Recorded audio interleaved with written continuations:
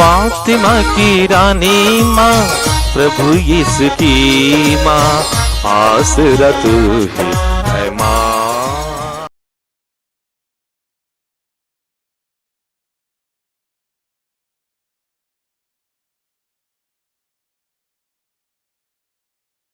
पहला पाठ उत्पत्ति ग्रंथ अध्याय 18 1 से 15 तक। इब्राहिम मामरे के बालूत के पास दिन की तेज गर्मी के समय अपने तंबू के द्वार पर बैठा हुआ था कि प्रभु उसको दिखाई दिया। इब्राहिम ने आंख उठाकर देखा कि 3 पुरुष उसके सामने खड़े हैं। उन्हें देखते ही वह तंबू के द्वार से उनसे मिलने के लिए दौड़ा और दंडवत कर बोला, हे प्रभु, यदि मुझ पर आपकी कृपा हो तो अपने सेवक के सामने से यूं ही ना चले जाएं। आप आज्ञा दे तो मैं पानी मंगवाता हूँ। आप पैर धोकर वृक्ष के नीचे विश्राम करें। इतने में मैं रोटी लाऊंगा। आप जलपान करने के बाद ही आगे बढ़ें। आप तो इसलिए अपने सेवक के यहाँ आए हैं।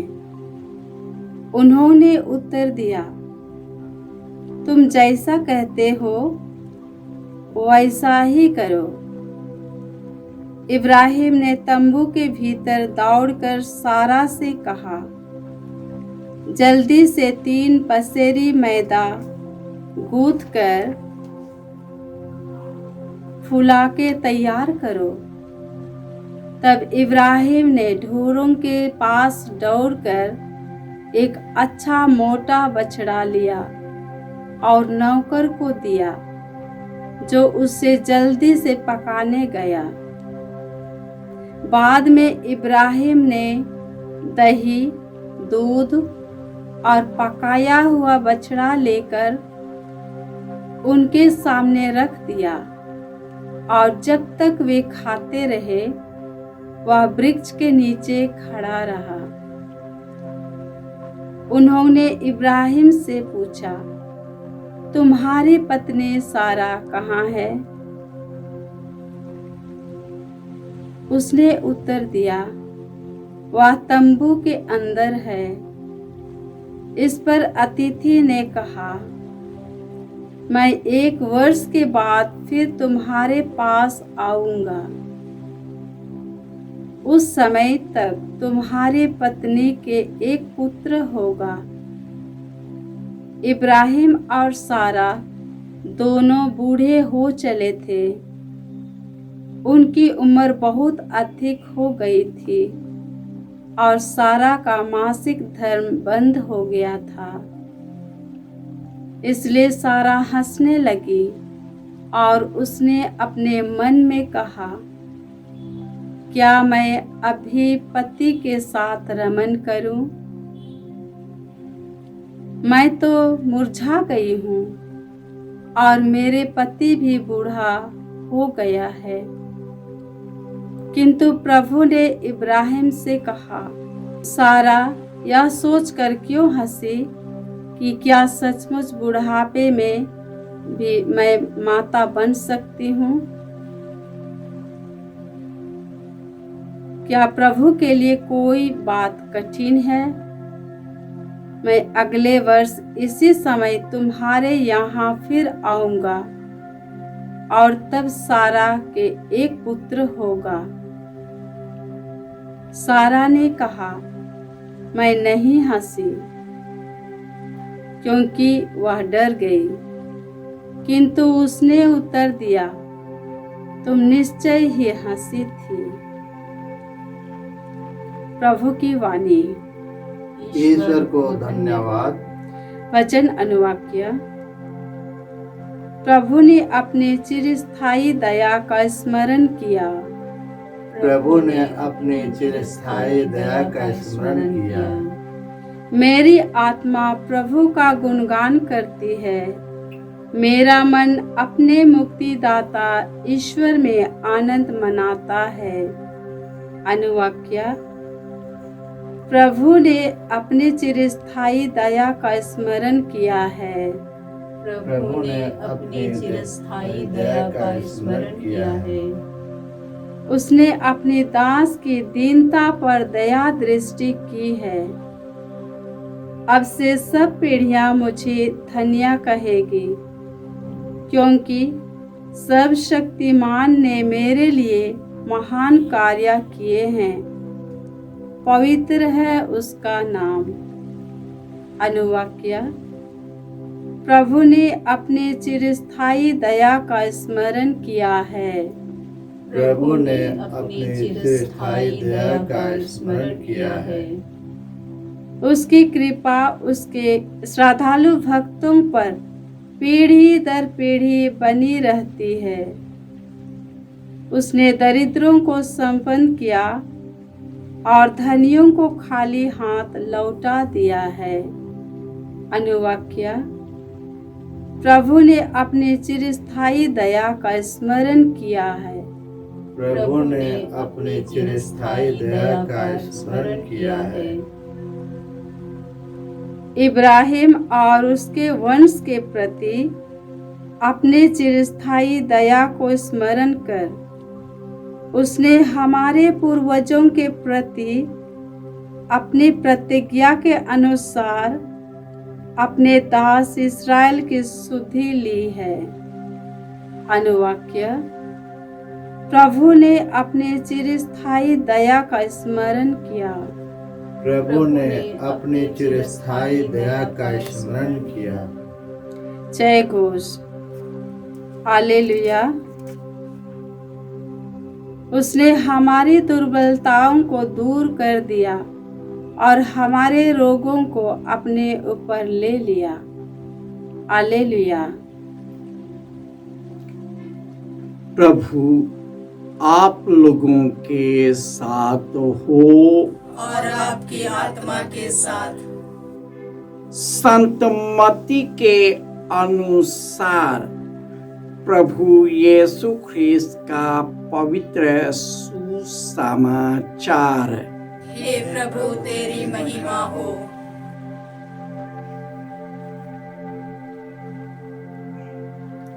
अध्याय 8 पद संख्याएं 5 से 17।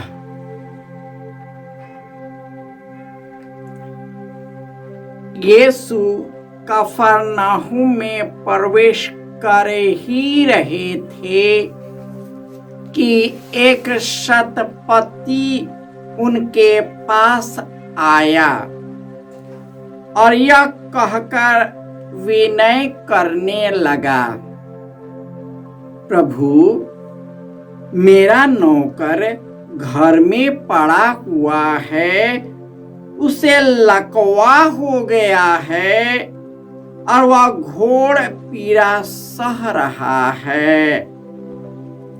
यीशु ने उससे कहा, मैं आकर उसे चंगा कर दूंगा। शतपति ने उत्तर दिया, प्रभु मैं इसे योग्य नहीं हूं कि आप मेरे यहाँ आए। आप एक ही शब्द कह दीजिए और मेरा नौकर चंगा हो जाएगा। मैं एक छोटा सा अधिकारी हूँ, मेरे अधीन सिपाही रहते हैं। जब मैं एक से कहता हूँ जाओ तो वह जाता है और दूसरे से आओ तो वह आता है और अपने नौकर से यह करो तो वह यह करता है। यीशु यह सुनकर चकित हो गए और उन्होंने अपने पीछे आने वालों से कहा, मैं तुम लोगों से कहे देता हूं, इस्राएल में भी मैंने किसी में इतना दृढ़ विश्वास नहीं पाया। मैं तुमसे कहता हूं, बहुत से लोग पूर्व और पश्चिम से आकर इब्राहिम, इसहाक और याकूब के साथ स्वर्ग राज्य के भोज में सम्मिलित होंगे, परंतु राज्य की प्रजा को बाहर अंधकार में फेंक दिया जाएगा। वहां वे लोग रोएंगे और दांत पीसते रहेंगे। सतपति से यीशु ने कहा, जाइए, आपने जैसा विश्वास किया वैसा ही हो जाए। और उसी घड़ी उसका नौकर चंगा हो गया। पेतरुस के घर पहुंचकर यीशु को पता चला कि पेतरुस की सास बुखार में पड़ी हुई है। उन्होंने उसका हाथ स्पर्श किया और उसका बुखार जाता रहा और वह उठकर उनका सेवा सत्कार करने लगी। संध्या होने पर लोग बहुत से अपदूतों को यीशु के पास ले आए। यीशु ने शब्द मात्र कहकर अपदूतों को निकाला और सब रोगियों को चंगा किया। इस प्रकार नबी ईसाइया का यह कथन पूरा हुआ, उसने हमारी दुर्बलता को दूर कर दिया और हमारे रोगों को अपने ऊपर ले लिया।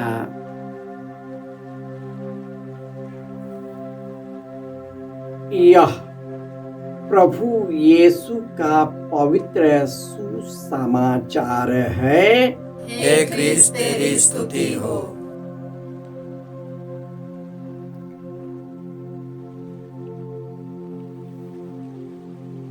ख्रिस्त में प्यारे भाइयों और बहनों, ईश्वर ने हमारी दुर्बलताओं को दूर कर दिया और हमारे रोगों को अपने ऊपर ले लिया।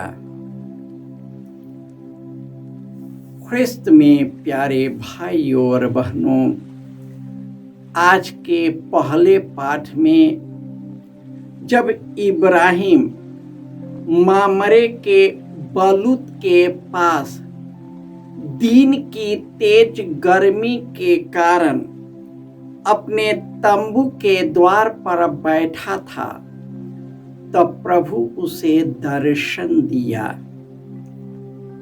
उसे देखते ही वह दौड़ते हुए उसके पास गया, साष्टांग प्रणाम किया, उसका स्वागत किया, उसे बैठाया। जो उससे हो सकता था वह किया। जब तीन पुरुष, जो ईश्वर तीन पुरुष के रूप में आए, उन्होंने इब्राहिम से पूछा, तेरी पत्नी कहाँ है? मैं अगले वर्ष फिर आऊंगा और तेरी पत्नी की गोद में एक बच्चा रहेगा। यह असंभव था कि दोनों बूढ़े हो गए थे, सारा बांझ हो गई थी, उसकी मासिक धर्म बंद हो गया था लेकिन ईश्वर के लिए कुछ भी असंभव नहीं है। जैसे ईश्वर ने उसे वादा किया था, ठीक वही हुआ। जब इब्राहिम 100 वर्ष का हुआ तो उसे एक पुत्र प्राप्त हुआ। आज के सुसमाचार में हम सुनेंगे कि किस प्रकार शतपति यीशु से अनुनय विनय करता है कि मेरा नौकर को लकवा मार दिया है, आप उस पर हाथ रखिए और वह चंगा हो जाएगा। यीशु ने उसे आश्वासन दिया, मैं तेरे घर आकर उस पर हाथ रखकर चंगा करूंगा। लेकिन शतपति ने कहा, प्रभु मैं इस योग्य नहीं हूं कि आप मेरे पास आए, आप एक ही शब्द कह दे और मेरा नौकर चंगा हो जाएगा। और यीशु ने उसे एक बात कही, जैसे तूने विश्वास किया वैसा ही हो जाए। और वह नौकर चंगा हो गया। उसके बाद यीशु सीमोन पेतरुस के घर जाते हैं। उसकी सास बुखार में पड़ी हुई थी। यीशु खुद उनके पास जाते हैं, उसका हाथ उठाते हैं और एक ही शब्द में वह चंगी हो जाती है। और जब शाम को वे द्वार पर बैठे थे, बहुत सारे लोग अपदूतों और बहुत सारे बीमार ग्रस्त लोगों को यीशु के पास लाया।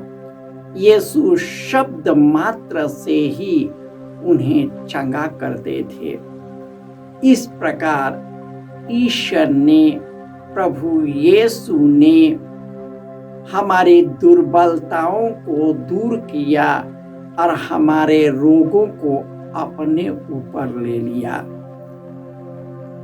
ईश्वर ने हमें इतना प्यार किया कि उन्होंने अपने एकलौते पुत्र को हमारे लिए अर्पित किया, ताकि जो कोई उसमें विश्वास करे उसका सर्वनाश न हो, बल्कि अनंत जीवन प्राप्त करे। आज ही हमारे सेंटर में आने वाले एक भाई और बहन ने यह बताया, साक्ष्य दिया कि कैसे वर्षों के बाद उसे एक पुत्र प्राप्ति हुई थी, जो असंभव था लेकिन ईश्वर ने संभव कर दिया। कई दुखित, निराश, हताश इस यहाँ पर आते हैं। वे वचन को सुनते हैं, वचन के द्वारा यीशु में प्रवेश करता है। यीशु खुद मालूम है कि उन्हें किन किन चीजों की जरूरत है। जिनका विश्वास और आस्था ईश्वर में अटूट है, वे कई प्रकार के वरदानों से विभूषित हो जाते हैं। यह नहीं कि वे जिस इच्छा से आते हैं वही पूरा हो, लेकिन हर एक व्यक्ति जो आते हैं, ईश्वर उन लोगों को भिन्न भिन्न वरदानों और अनुभूतियों से भर देते हैं। हमें इब्राहिम और शतपति के जैसे विश्वासी होना चाहिए कि एक ही शब्द कह दे और मेरा नौकर चंगा हो जाएगा।